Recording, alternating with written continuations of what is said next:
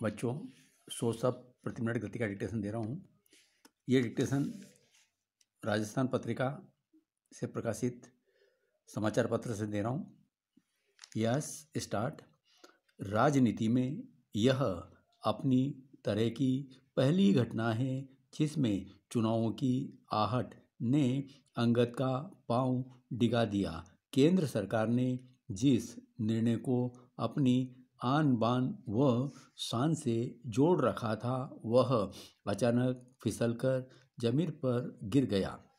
हालांकि अपने संबोधन में प्रधानमंत्री नरेंद्र मोदी ने इस बात को स्वीकार किया कि 3 कृषि कानूनों को वापस लेने की वजह यही रही कि उनकी सरकार किसानों को कानूनों का मर्म समझा नहीं पाई। पिछले 12 महीनों में लोगों की सहानुभूति किसानों के साथ बढ़ती गई।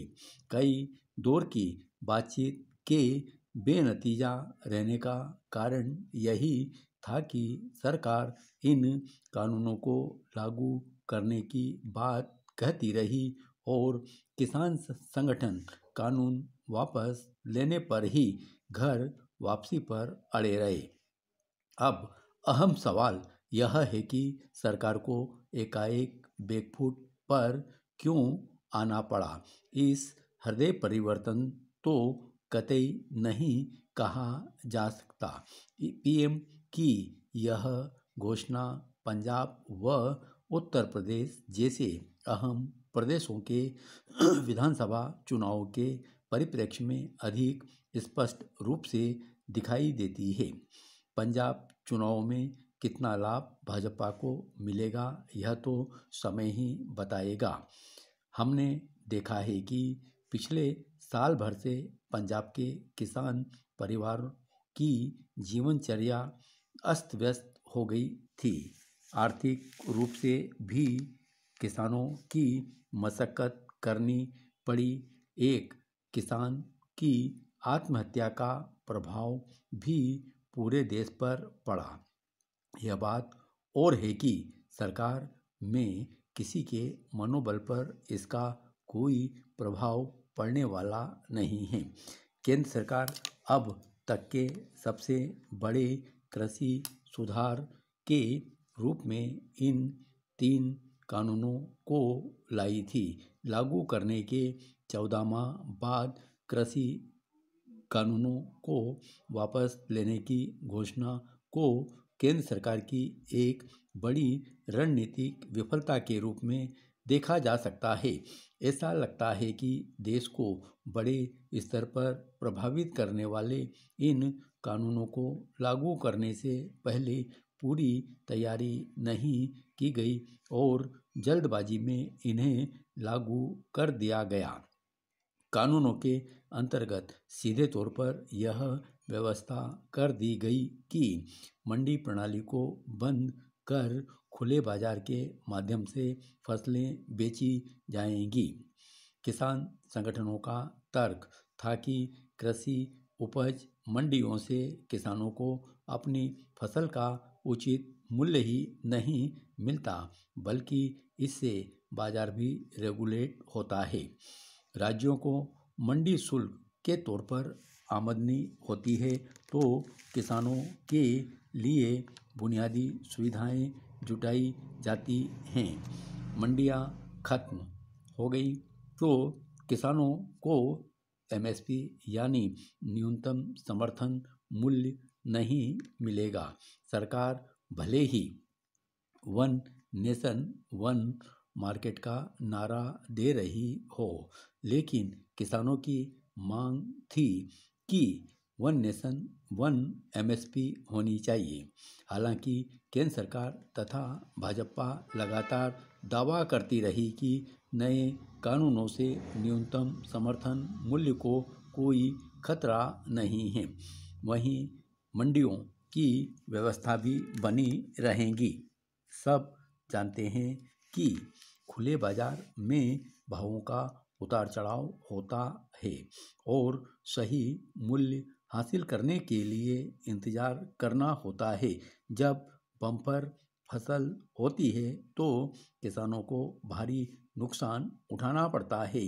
किसानों के पास भंडारण की व्यवस्था नहीं होती और उन्हें तुरंत फसलें बेचनी होती है।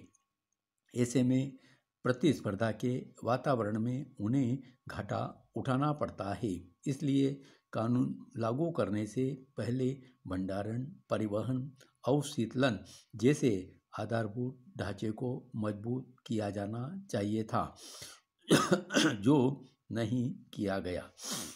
यही वजह थी कि किसान व प्रतिपक्षी दलों ने सदैव यह आशंका जताई कि सरकार न्यूनतम समर्थन मूल्य एमएसपी प्रणाली और मंडियों को खत्म करने जा रही है।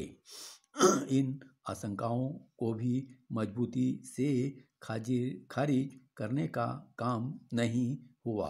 विवाद की स्थिति में न्यायालयों के बजाय सरकारी अधिकारियों पर भरोसा करने के प्रावधान से किसानों के मन में यह बात बैठ गई कि अफसर हमेशा किसानों की बजाय बड़े व्यापारियों का पक्ष लेंगे। इस निर्णय से देश में दो प्रकार की स्थितियां बन गई। जिन राज्यों में इन कानूनों से मिलते जुलते प्रावधान लागू किए गए हैं, वहां किसानों को नियमित रूप से फायदा मिल रहा है। अभी चल रहे आंवला के भाव प्रतिस्पर्धा के चलते दोगुने हो गए हैं। क्या किसान पुनः आधे भाव में माल बेचना चाहेगा? जहां इसी प्रकार के कानून लागू हो चुके हों, वहां की सरकारें पुनः विचार करेंगी। क्या वहां का किसान इस अवसर को हाथ से जाने देगा कि वह देश में कहीं भी अपना माल बेच सकता है? जिन प्रदेशों में कानून अभी लागू नहीं हुए, वहाँ कैसी स्थिति होगी यह भी स्पष्ट है। वहाँ के किसानों को तो स्थानीय मंडियों की परंपरागत व्यवस्था पर ही निर्भर रहना पड़ेगा। कहा तो यह भी जा रहा है कि इन कानूनों के प्रावधानों ने दलालों और व्यापारियों के एकाधिकार को तोड़ने का काम किया था। यदि पूरे देश में पूरी तैयारी और विचार विमर्श के बाद उचित संशोधनों के साथ में कानून लागू होते तो कृषि के क्षेत्र में क्रांतिकारी बदलाव आ सकते थे।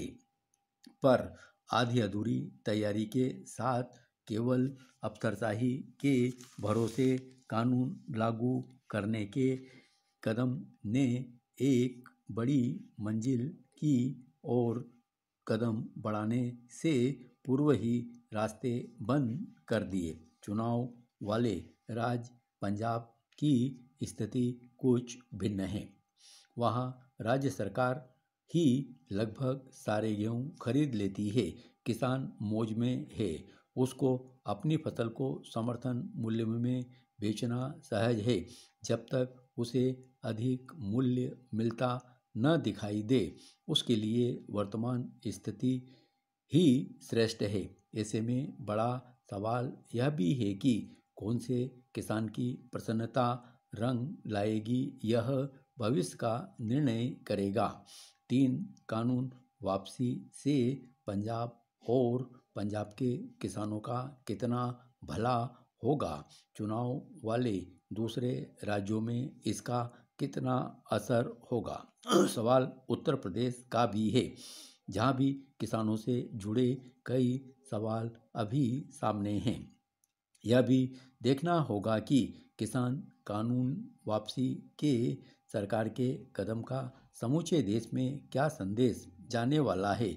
लंबे समय तक किसान कानूनों को मुद्दा बनाकर समय समय पर हुए चुनाव में जाने वाले विपक्षी दलों को कितना फायदा मिलेगा, यह भी भविष्य के गर्भ में है। फिलहाल तो यह भी कहा जा रहा है कि विपक्ष के पास मौजूद एक बड़ा चुनावी मुद्दा सरकार के इस कदम से उसके हाथ से छिटक गया है। धन्यवाद।